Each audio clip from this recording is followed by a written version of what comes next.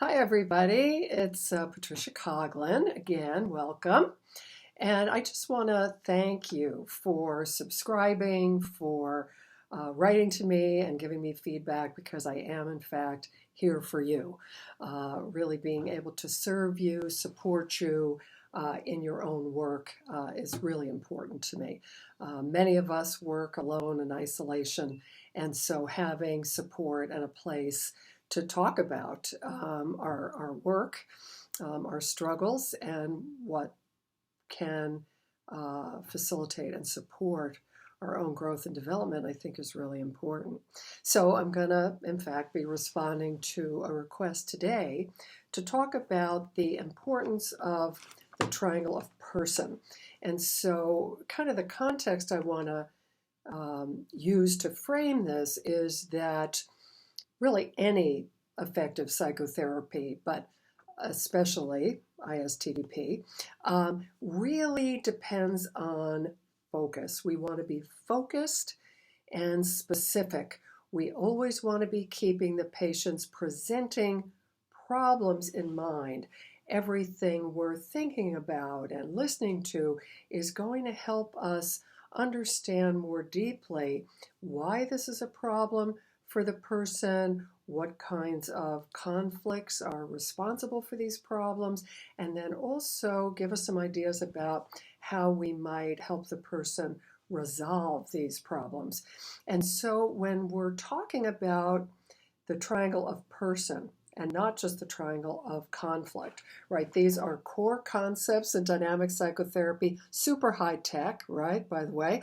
But we often talk about the internal conflict of the patient, right? That they get anxious about certain impulses and feelings and end up defending against them in ways that hurt them, in ways that actually make their symptoms and problems inevitable. And yet, I think what's happened over time is that there's been almost an exclusive emphasis on this without understanding well enough the context within which these conflicts get activated. So we want to be clear with whom, when, under what circumstances does the patient, for example, get anxious and panicky or suddenly become passive and helpless. So is it all the time with everybody, or just with women, or just with authorities, or even just when there's competition for the attention or approval of a third party? So really getting clear in your inquiry and then your ongoing work about that context, the interpersonal context within which these conflicts and symptoms arise, is very, very important for you to understand.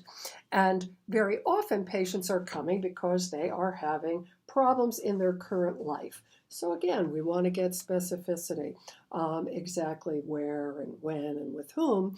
And ultimately, we want to understand what the unresolved conflicts from the past are that are getting activated in that current situation, and also to be very alert to any indication that that same conflict is getting activated with you in the transference relationship. So David Mallon, many decades ago, in his research on short-term dynamic psychotherapy at the Tavistock, found that the ability to make emotionally significant TCP links was highly associated with outcome. So the patient really having an experience of the conflict, again, very often with you in the transference or in their current life, then suddenly linking that with an unresolved problem from the past so they can see what they have been playing out interpersonally, right? That their internal conflict has gotten enacted over and over again in certain situations, right? With men over and over again, or with competitors, or whatever it is. So being able to make those links, not just between feeling, anxiety, and defense, but between interpersonal situations in the current, in the transference, and in the past, is very highly associated with outcome. And once the patient is able to make that link and see that they've been repeating the same darn thing over and over again, also seeing people in the same way, right, that all adult women are just like my mother, that then the process of being able to distinguish between the past and the present becomes the task, right? So I forget who it was, maybe it was Mann, who talked about neurotics being stuck in existential time. They're not distinguishing between the past, the present, and the future.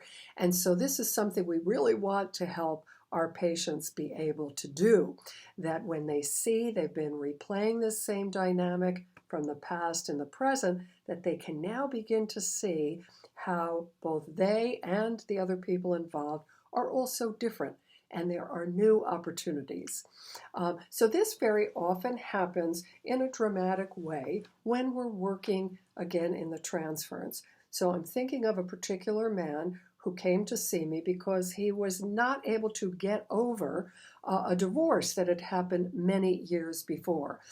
He tended to get depressed, to blame himself excessively for this, and really had put his life on hold.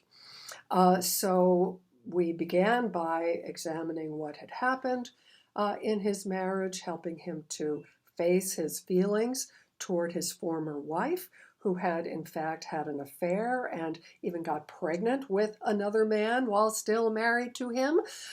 So we could see all of his defenses against his anger and how he'd turn it back on himself instead of facing those feelings toward her. In fact, he was very protective of her. And so as I was encouraging him to have an honest look at those feelings and not protect her, he started to feel angry with me. So great, we go for that, right? How does he feel this anger toward me?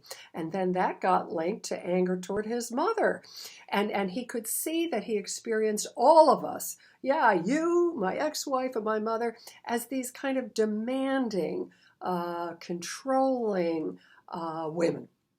And that in the face of his anger toward us, he would go to a passive submissive stance. So being able not just to feel those feelings, but understand the trigger and the context. And he was excited about it. Yes, yes, you and the wife and the mother. And as almost as soon as he said it and made the links, he said, but you were pressuring me and challenging me for me, right, for my welfare, to help me, whereas they were really doing that to forward their own agenda. So he then quite naturally started to make distinctions, right, between the past and the present. So again, I hope you can start to see how working this triangle of the person so that you can spot what Freud called the repetition compulsion, right? Repeating the same dynamic over and over in the interpersonal life is so important. Another concept that can help you with this is one called cyclical psychodynamics, and that's really a way of looking at the interplay between the internal, the intrapsychic conflict and what gets played out and even pulled for interpersonally, which just feeds back to that back and forth, right? And how do you work both the intrapsychic and the interpersonal to really get resolution on both levels? So I hope this is helpful to you. Again, feedback, questions, always welcome. Thanks. Bye-bye.